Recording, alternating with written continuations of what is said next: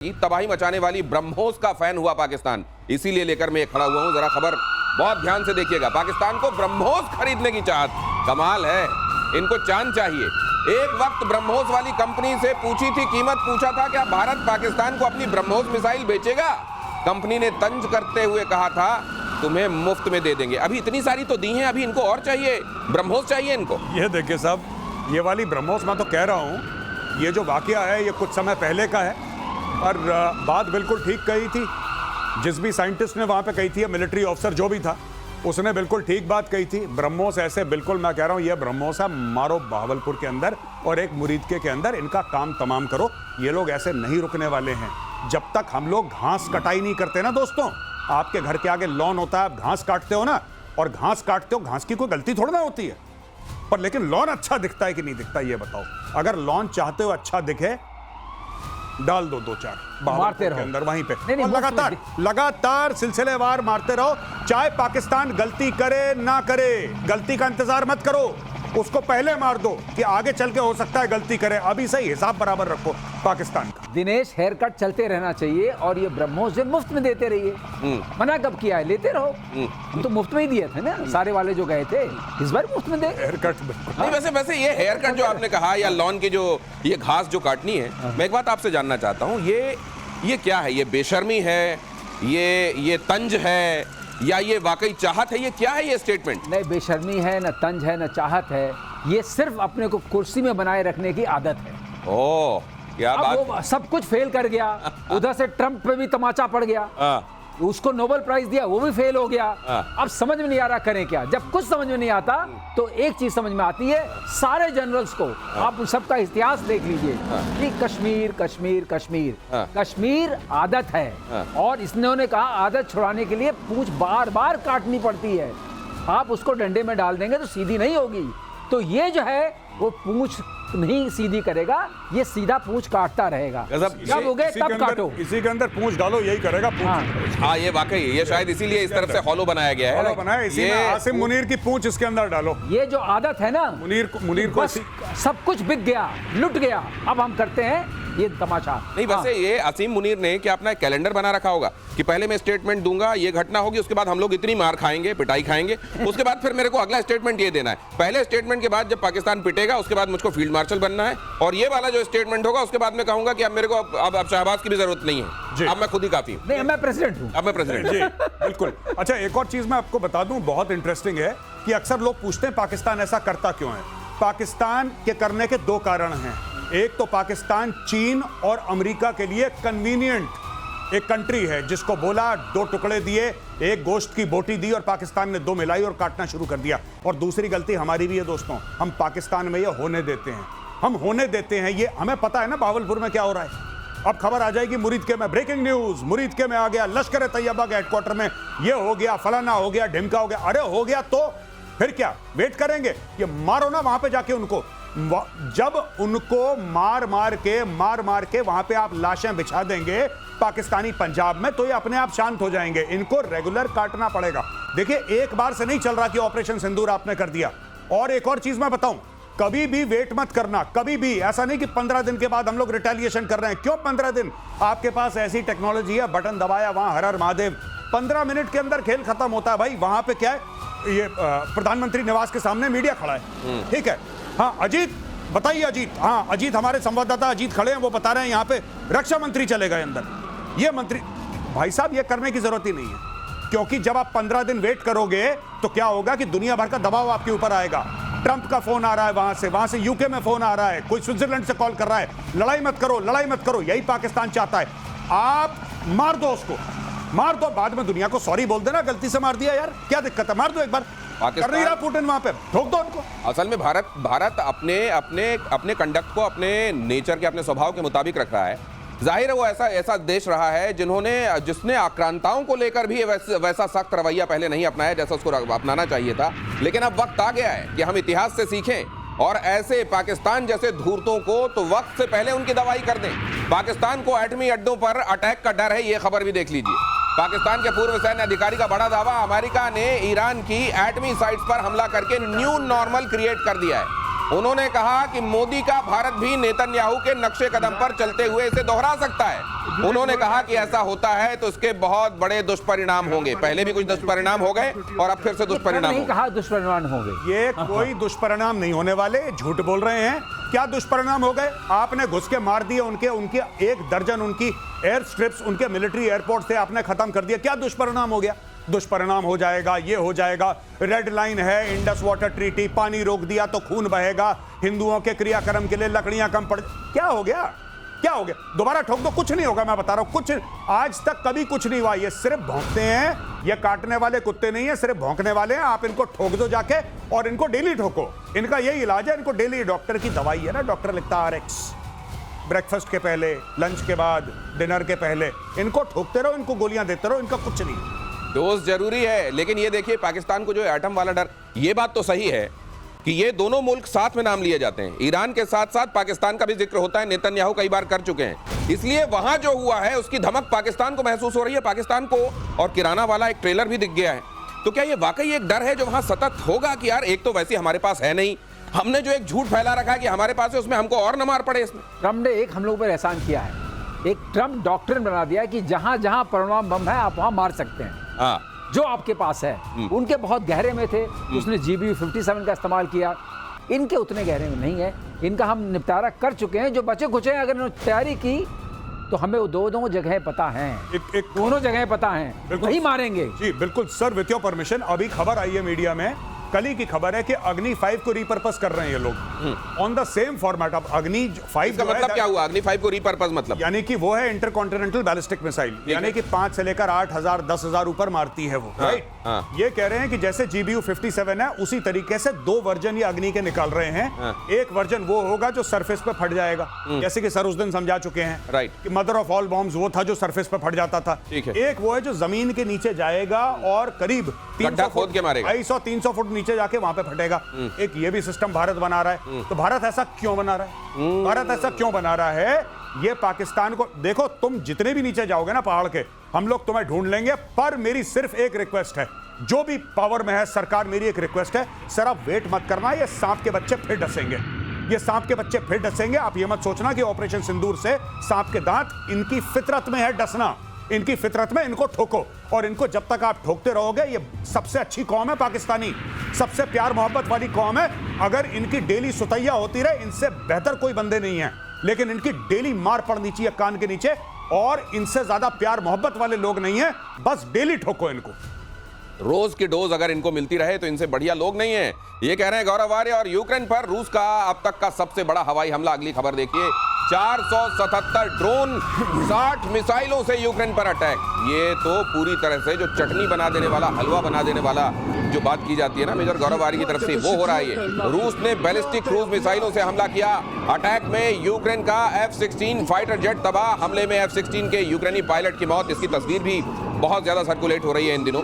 और ये कहा जा रहा है कि इसने तो अगला टारगेट भी लॉक कर लिया था, लेकिन उसी समय इसके प्लेन में खराबी आ गई। मामला F-16 का है, मामला अमेरिका से कनेक्टेड है। क्या सोच रहा होगा अमेरिका? जी बिल्कुल। और यूक्रेन ने 2-3 बातें बोली हैं अभी हाल फिलहाल में। जी, यूक्रेन ने यह बोला है कि हम लेटेस्ट अमेरिकन वेपन्स खरीदेंगे। जी, डोनाल्ड ट्रंप से बोला है कि साहब आप हमें लेटेस्ट वेपन्स दीजिए, हम खरीदना चाहते हैं। F-16 पुराना प्लेटफॉर्म है, ये वही प्लेटफॉर्म है जो पाकिस्तान के पास है। अब यूक्रेन, क्योंकि देखिए अब ना पुतिन ट्रंप की नहीं सुन रहा, पुतिन किसी की नहीं सुन रहा। वो ये इलाका ले लो, ये इलाका ले लो, पूरा यूक्रेन मेरा है, वो सब बोल चुका है पिछले 72 घंटे में कि पूरा यूक्रेन मेरा है। कह रहा मैं पूरा यूक्रेन ले लूंगा। अब ये बोलेंगे उनसे कि सर क्या हमें और कोई इससे ऊपर वाला जहाज मिल सकता है? क्या हमें F-35 मिल सकता है? क्या हमें F-15 ईगल मिल सकता है?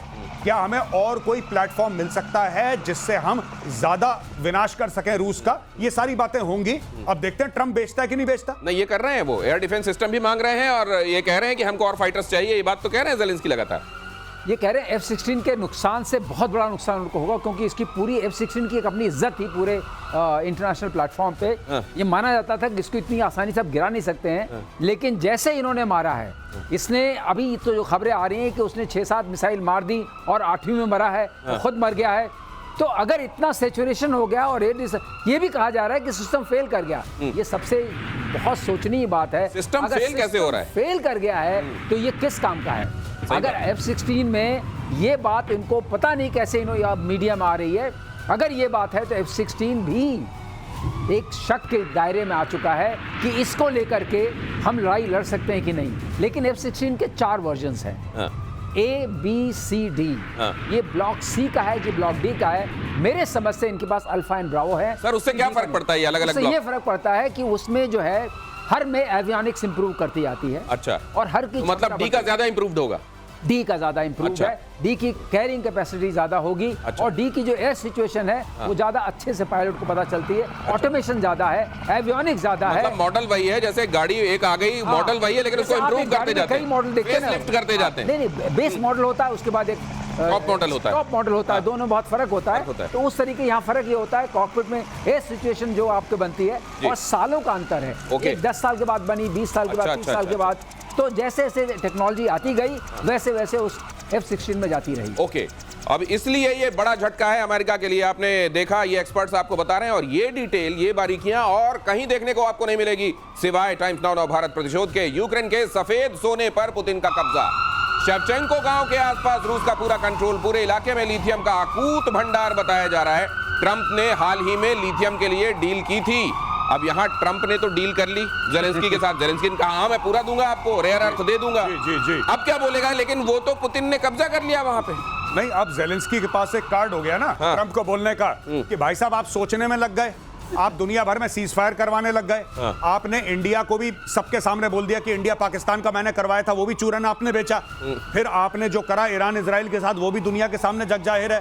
और भाई साहब द मेन वॉर, ये जेलेंस्की का कहना है कि the main war is being fought between Russia and Ukraine, क्योंकि यूक्रेन वो जगह है, यूक्रेन वो देश है जो पूरे रशियन फोर्सेस को रोक रखा है, क्योंकि यूक्रेन के पीछे पूरा यूरोप पड़ा हुआ है।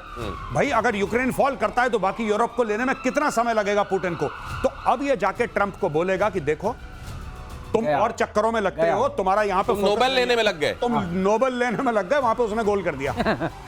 गया लिथियम गया, तो लिथियम गया। लेकिन अभी भी एक चीज और है दिनेश समझने वाली, 80% वो अभी ले चुका है। ठीक है सर, लेकिन मैं एक चीज और जानना चाहता हूं। रशिया और यूक्रेन के बीच में ये चूहे बिल्ली तो चल ही रहा है। वो कुछ जगहों पर आगे आके अपने लाइन को आगे बढ़ा देते हैं और फिर ये फिर से पीछे ढकेलते हैं उनको। ये पुतिन की पॉलिसी कहलाती है grind and gain. Grind and gain means मतलब घिसो बंदे को और फिर घुस जाओ। जब वो थक जाए, पस्त हो जाए तो जाओ और घुस जाओ। तो ये जो है एट्रिशन, वॉर ऑफ एट्रिशन इसको बोलते हैं। इसको कैसे संभालेंगे जेलेंस्की? इसको संभालने के लिए बहुत साजो सामान चाहिए, बहुत लोग चाहिए। और जो इनकी अभी जो बच्चे भेज रहे हैं, एक तरीके से बच्चे भेज रहे हैं फ्रंट पे, क्योंकि बहुत हताहत लोग हुए हैं, उनके पास उतनी बड़ी फौज है नहीं। तो ये सब मिला करके अब पूरा का पूरा इनिशिएटिव पुतिन के हाथ में है और पुतिन स्लोली आगे बढ़ता जा रहा है। तो उसने अपने ये डॉक्ट्रिन फैला दिया है, grind and gain, grind and gain, और घिसो और ले लो, घुसो गाचा घिसो और घुसो। और यूनाइटेड नेशंस की इंटरनेशनल एटॉमिक एनर्जी एजेंसी का बड़ा दावा, ईरान कुछ महीनों में अपना न्यूक्लियर प्रोग्राम फिर से शुरू कर सकता है। IAEA ईरान की के संदर्भ में यह खबर कह रहे हैं, ईरान की कुछ न्यूक्लियर फैसिलिटी अब भी बची हुई है। वो कह रहे हैं, राफेल ग्रॉसी ईरान के पास 60% प्योर यूरेनियम का दावा कर रहे हैं। यूरेनियम का स्टॉक एटम बनाने के लिए काफी। IAEA के चीफ राफेल ग्रॉसी ने यह भी कहा है कि यूरेनियम के स्टॉक को अमेरिकी हमले से पहले हटा दिया गया था, या फिर ये तबाह हो गया, या तक ये कौन सी डिस्कवरी करके आए।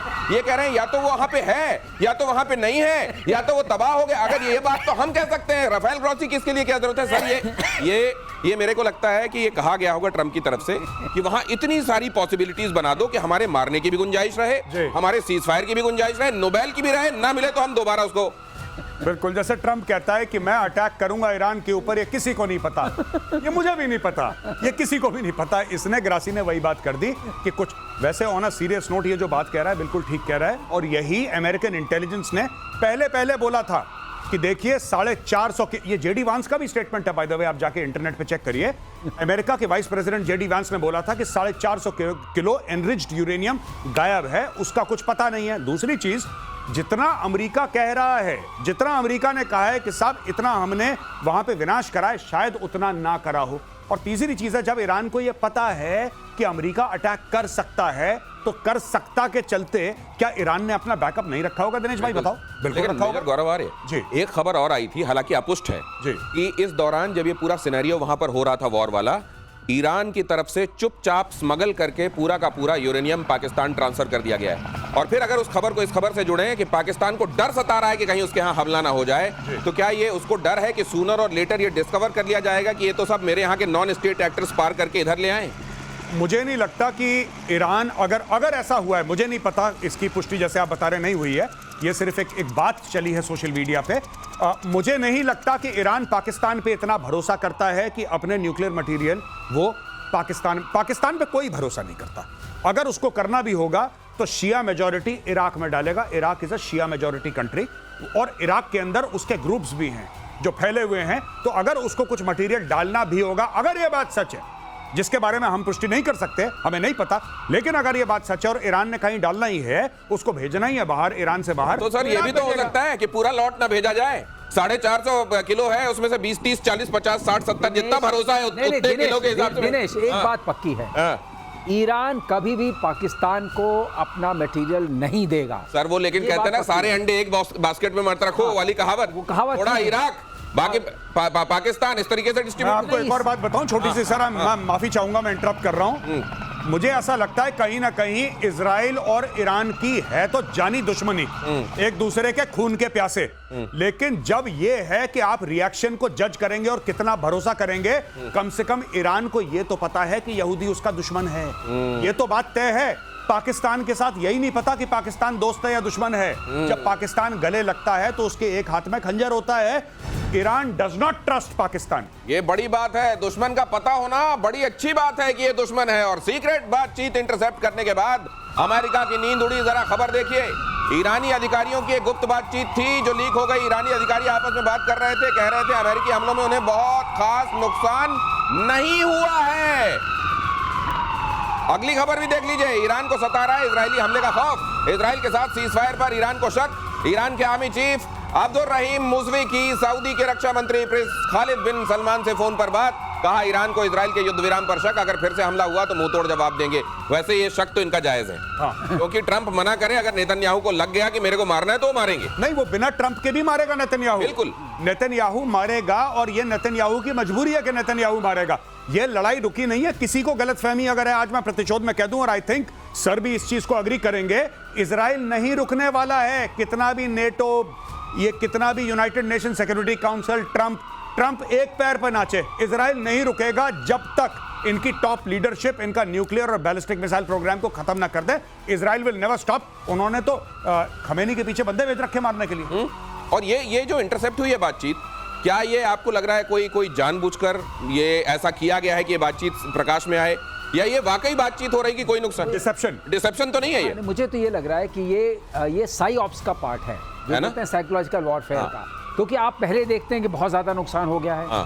जब $30 बिलियन देने की बात चली, फिर $30 बिलियन को विड्रॉ कर लिया गया, तो अब उसके बाद कोई नुकसान नहीं हुआ है। और ये कहा जा रहा है, अब तो ये भी लाए जा रहे हैं कि ये मरे भी नहीं है। तो सब मिला के आप देखिए अभी स्थिति। लेकिन मैं एक चीज सोच रहा हूँ, अभी भी इनके बीच में जो कम्युनिकेशन हो रहा है, ज्यादातर वो ना तो फोन से हो रहा है, ना ये एक दूसरे को ईमेल कर रहे हैं। सब जगह इनको डर सता रहा है, पेजर तो यूज करते ही नहीं है। मैं ये सोच रहा हूँ कि ये बातचीत हो कैसे रही है, ये क्या कबूतरों के जरिए हो रही है? ये एक चीज समझिए, ये ट्रंप से बहुत अच्छा सीख रहे हैं। इन्होंने पहले कहा कि हमारा बहुत नुकसान हो गया, फिर कहा नहीं हुआ, फिर कहते हैं हमारा तो कुछ हुआ ही नहीं है। ये पलटा पलटी वाली है ना, ये ट्रंप डॉक्ट्रिन है कि आप जो आज बोले वो कल उसको उल्टा बोलते हैं, जिससे पूरे सभी लोग कंफ्यूज्ड हैं। मीडिया मुझे खुद नहीं पता, सोशल मीडिया कंफ्यूज। नहीं, आप ये बात सही कह रहे हैं। उधर पुतिन ने भी कहा नहीं हम ईरान के साथ हैं, और बाद में कहा नहीं ईरान के साथ हैं, लेकिन हमारे इतने सारे लोग इजराइल में भी रह रहे हैं। तो अब बहुत सारे लोग ये सीख रहे हैं ये ट्रंप डॉक्ट्रिन, जिसमें कुछ भी क्लियर ना होने पाए और यही उसकी क्लैरिटी रहे। ट्रंप और नेतन्याहू के खिलाफ फतवा जारी। ईरान के शीर्ष मौलवी नसीर मकरेम शिराजी ने फतवा जारी किया। दुनिया के मुस्लिमों को एकजुट होने का आह्वान किया गया। वैश्विक इस्लामिक समुदाय के लिए खतरा बनने वाले को माकूल जवाब दिया जाए। मुझे लगता है अगर इनका वश चले तो चांद सितारों की भी सुपारी दे दे। नहीं, मैं आपको बताता हूं, आपने जो वर्ड यूज करा है सुपारी, वो बहुत करेक्ट वर्ड है। और आज मैं आपको बताता हूं, ये जो करा है ना मुसावी साहब ने, ये जो मौलवी हैं जिन्होंने फतवा दिया है, ये क्यों दिया है। और इन्होंने दुनिया भर के मुस्लिम्स को एड्रेस करा है कि दुनिया भर के मुसलमानों को मैं ये कहना चाहता हूं कि ये भाई नेतन्याहू जो ट्रंप है, ये इस्लाम दुश्मन है, मुसलमानों के दुश्मन है। यानी कि क्या आपको पता सलमान रश्दी के साथ क्या हुआ था? 20 साल के बाद किसी ने स्टेज पे चढ़ के उसकी आंख में चाकू मारा, वो अंधा हो गया एक आंख से। उसने सैटेनिक वर्सेस लिखी थी। फतवा कहां से जारी हुआ था? ईरान से। यानी कि ईरान ये कह रहा है कि हां, हमारे पास वो सैन्य ताकत नहीं है कि हम इजराइल को घुटने पे ले आएं।